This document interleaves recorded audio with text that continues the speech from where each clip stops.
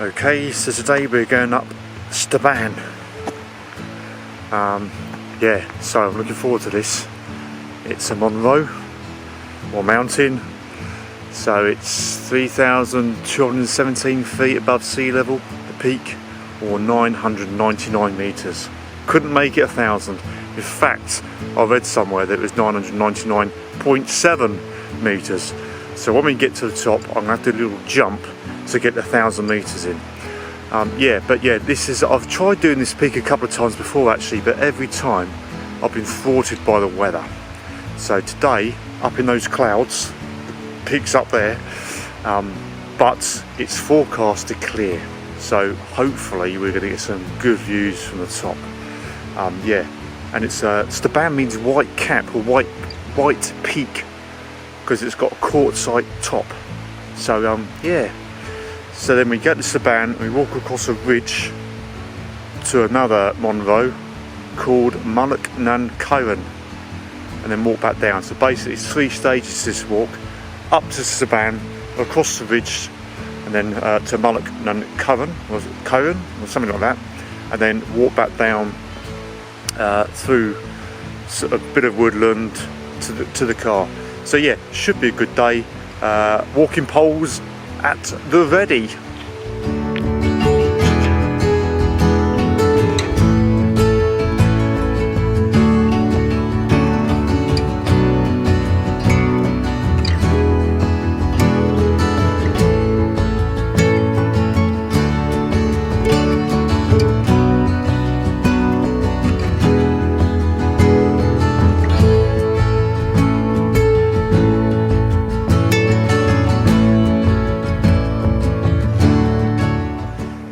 Yeah, so we started getting up there, and we've gone through these woods. I say woods, they're kind of like up high, so the trees are pretty well dispersed. But I mean, autumn's really coming. You can tell we're getting higher because already the leaves, I don't know if the camera make it out, the leaves are really starting to change to their golden and autumn colours up here. I've taken a few photos of the glen.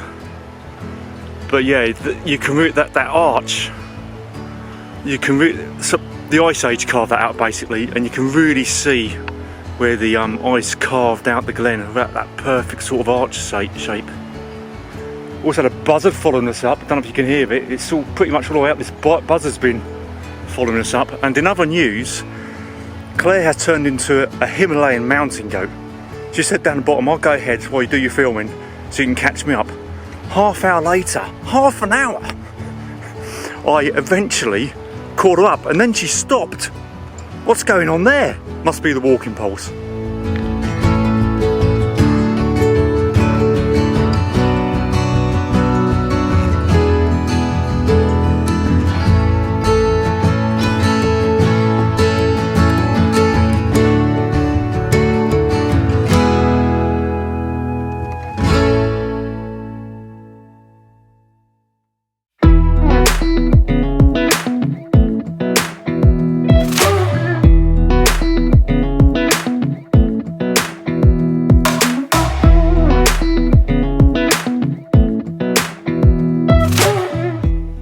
So here's the first view of Stob Ban, the peak,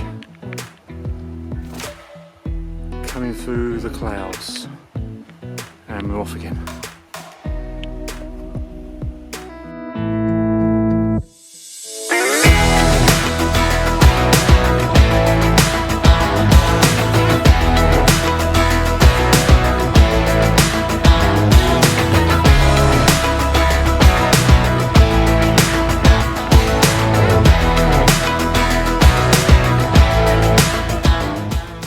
Gary King, I'm feeling alpine.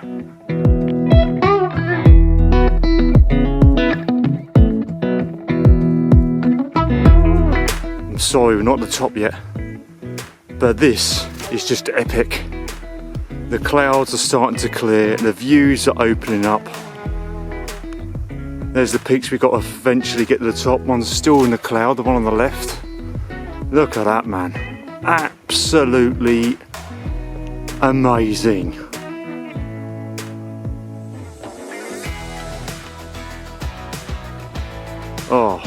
Right, onwards and upwards.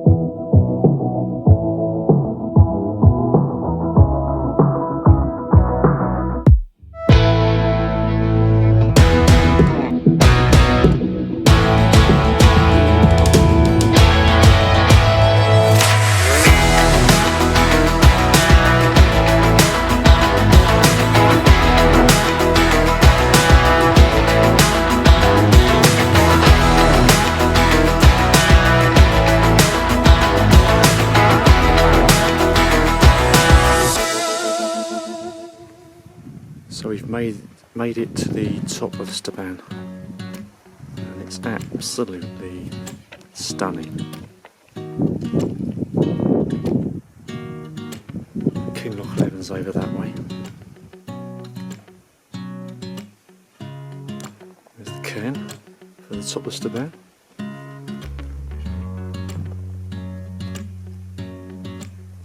Down there you might be able to make out the West Highland Way. To continue on, we're going over that ridge there.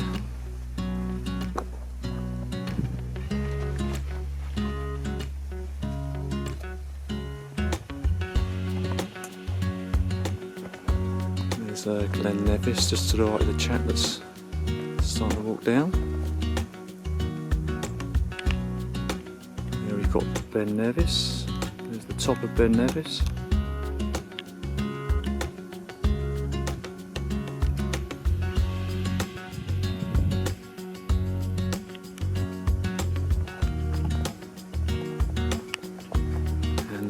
Down in that valley, that's the way we walked up.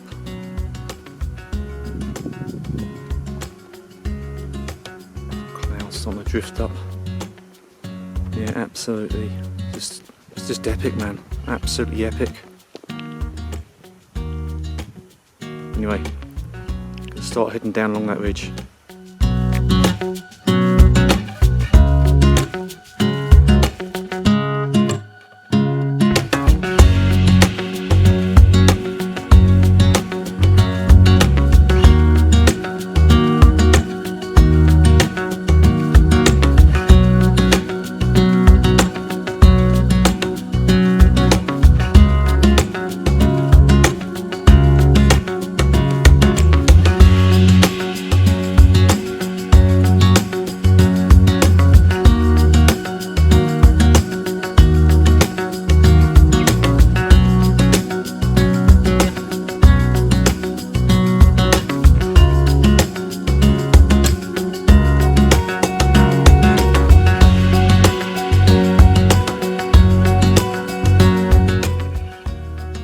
So there you can see, I'll zoom in a little bit, the strip of red granite which separates the top of the quartzite on the top of Stob Ban. You can see why I called it White Peak, because that means the peak sticks out for miles. But yeah, you can really see it's a real dramatic change between the red granite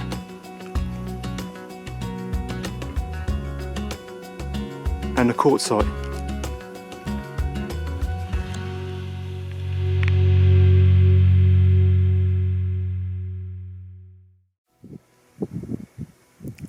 So, to my left shoulder, that peak there, that's Ben Nevis. And yeah, worth going up Ben Nevis, there's no doubt about it, but I was just looking at it through the binoculars. Another point, not often you see Ben Nevis with a clear summit, and well, Makes a change to see it clear, and even though I'm not on top of it. But anyway, it's worth going up. There's a number of routes up there. Most people take the tourist track. And I was looking at it through binoculars, and it's heaving, man. So many people on it, and this walk we've done today, I think we've come across about 5 people. I mean, it's just completely different. Nice and peace and quiet, particularly with COVID around. Negotiate your way down. Even if you start Ben Nevis really early in the morning, you get up there on your own, but the time you start coming back down, if you use the tourist track, it's really, really busy. But I mean, it's just so much better over here on your less popular non-roads, which is just fantastic. Anyway, just a little thought I had.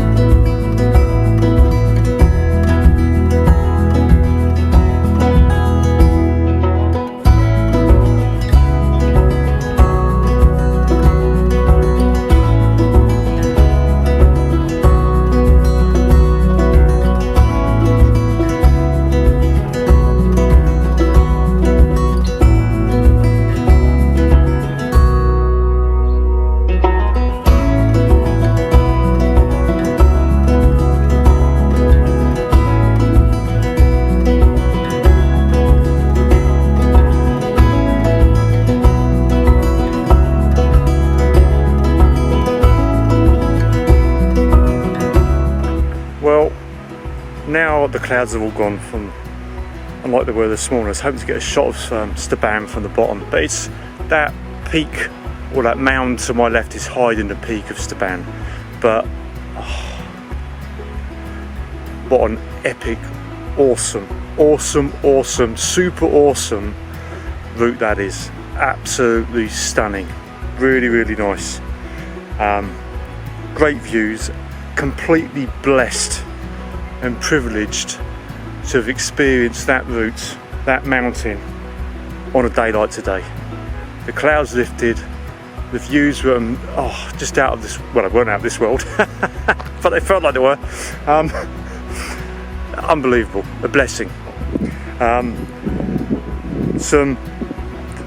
bees up the top of the mountain, unbelievable. Well, there's obviously a reason I'm up there. There must be enough pollen from up there. So yeah, even up the top there's bees. Fantastic. The descent was pretty tough actually. One of the toughest descents I've done.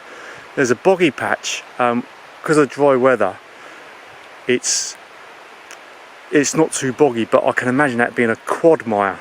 So I mean, it was hard enough on its own without it being really boggy. But oh no, that aside, but even with that, absolutely brilliant. Any rock hounds out there, it's like a rock garden on a huge scale. Like trainee geologist Travis, rock hound Tyson, you know, you've got to get yourself up here because the formations of rocks are unbelievable. The pressure and time that it's taken to create these I don't use the word monsters, but you know what I mean, these huge mounds of earth and rock and glacial movements. It's just mind-blowing. Anyway, that has been, you might be able to tell, I'm rather pleased with that. That's been an absolutely epic day. One for the memory banks. One for the memory banks for sure. Anyway, see you around. Cheers.